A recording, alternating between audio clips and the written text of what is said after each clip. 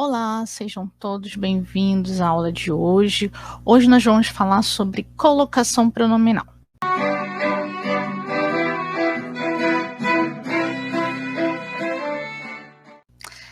Bem, o que seria essa colocação pronominal, né? Na verdade, assim, a colocação pronominal seria onde nós vamos colocar o pronome oblíquo, tá? Então, assim, nós temos três formas, ou três maneiras, ou três posições de colocar o pronome oblíquo numa sentença, numa frase, né?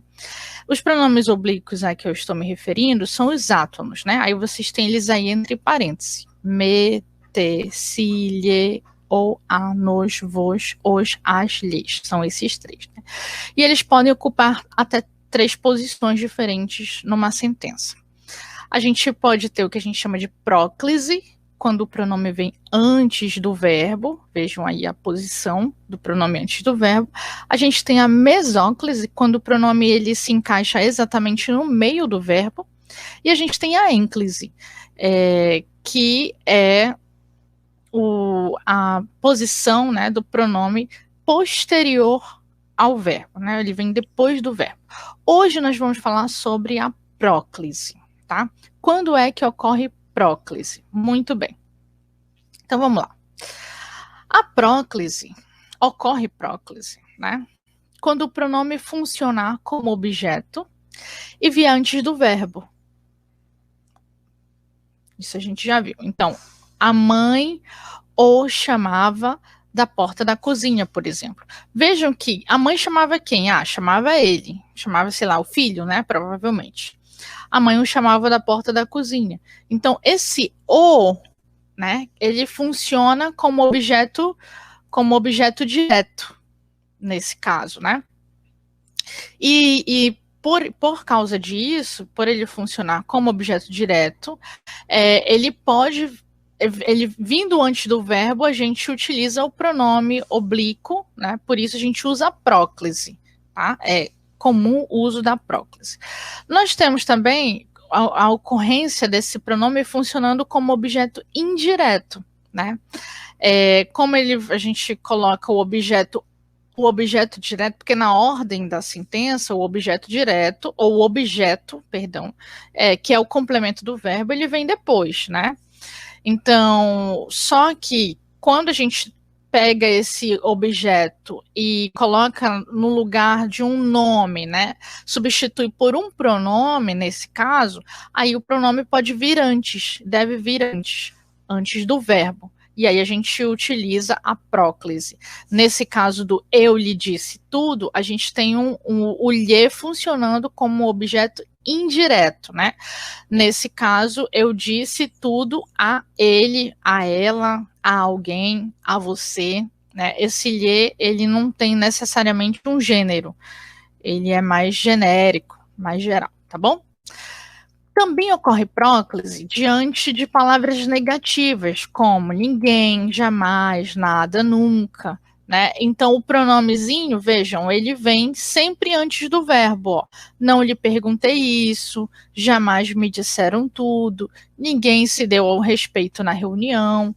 Diante de palavras negativas, a gente faz o uso da próclise, tá bom? Além disso, também diante de pronomes indefinidos. Quando a gente tem um pronome indefinido, a gente usa próclise, tá?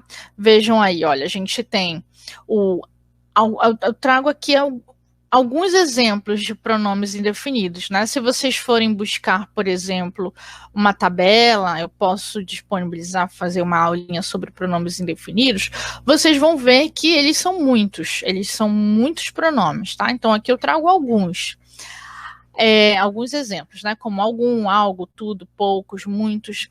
Então, vejam que no exemplo, eu até utilizo um exemplo que não está nos exemplos previstos acima, né? Alguém nos viu perto da escola. Então, vejam que o nos, que é o pronome oblíquo, ele está antes do verbo. Por quê? Porque o que vem antes dele é um pronome indefinido. Então, por isso a gente usa próclise, tá? Algo nos emocionou naquela festa. Algo também um pronome indefinido, por isso eu uso a próclise, tá bom?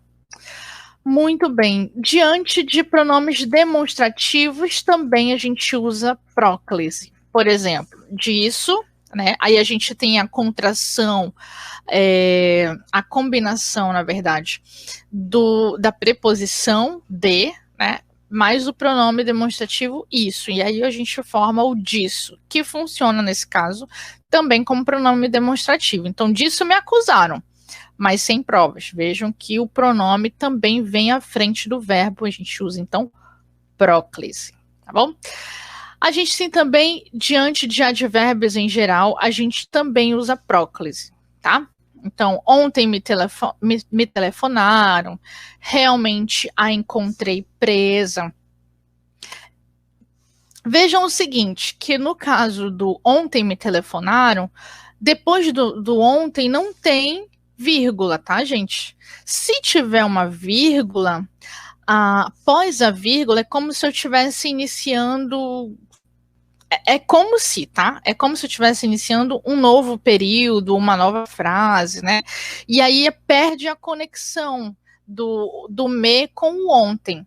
Então, nesse caso, se eu coloco uma vírgula, ontem, vírgula, me telefonaram, embora a gente use normalmente no nosso cotidiano esse tipo de estrutura, mas a tradição gramatical não aceita, né?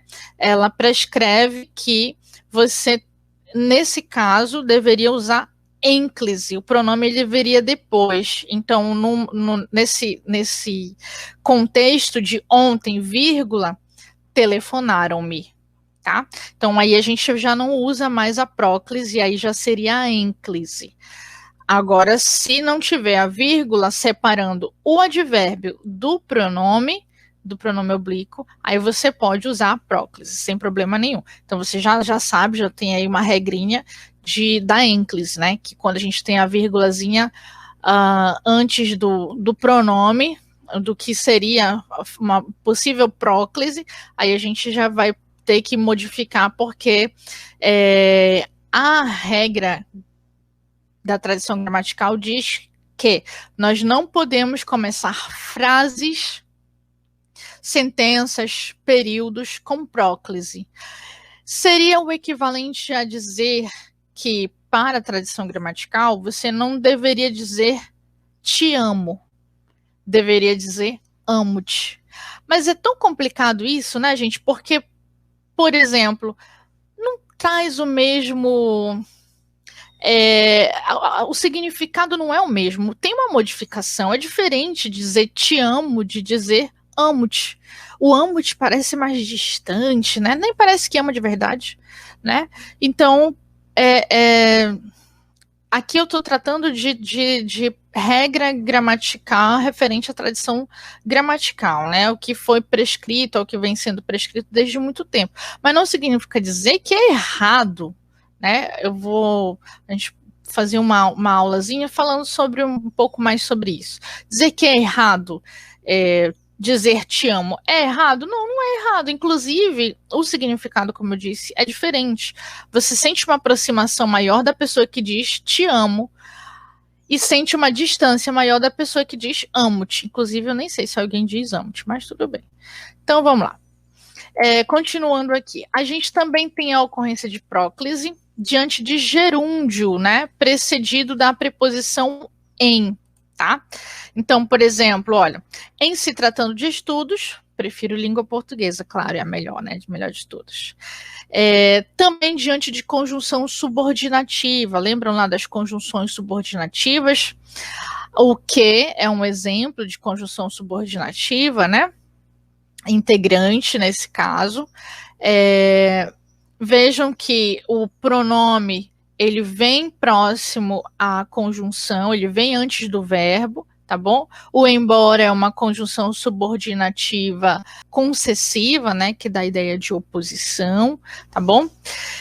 Ainda ocorre próclise diante de frases exclamativas, interrogativas e optativas, né? Por exemplo, quantas frutas se estragaram hoje? Por que te irritas? Que Deus te abençoe. Também ocorre próclise diante das palavras que, qual, se, quando, como, onde, porquê, o porquê separado, né, de pergunta, e o porquê junto de resposta ou explicação, e a palavra quanto, né? Falarei com quem te convidou, se me deixarem falar, direi tudo. Vejam que essas palavras, elas estão relacionadas tanto aqui, ó, com as frases exclamativas, interrogativas e optativas, e vejam também que essas palavras aqui, elas são palavras que se aplicam, no caso, algumas delas, por exemplo, a conjunções subordinativas, né? Como o que pode ser uma conjunção subordinativa. Faltou aí na listinha o quem, tá, gente? Tá no exemplo, mas faltou na listinha aí em cima, mas não tem problema, porque o exemplo tá aí, então você consegue acessar tranquilamente. Muito bem, gente. Por enquanto, a nossa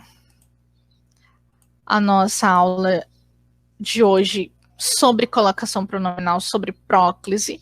A gente fica por aqui, é isso, e eu espero vocês no nosso próximo encontro, que a gente vai falar sobre mesóclise, tá bom?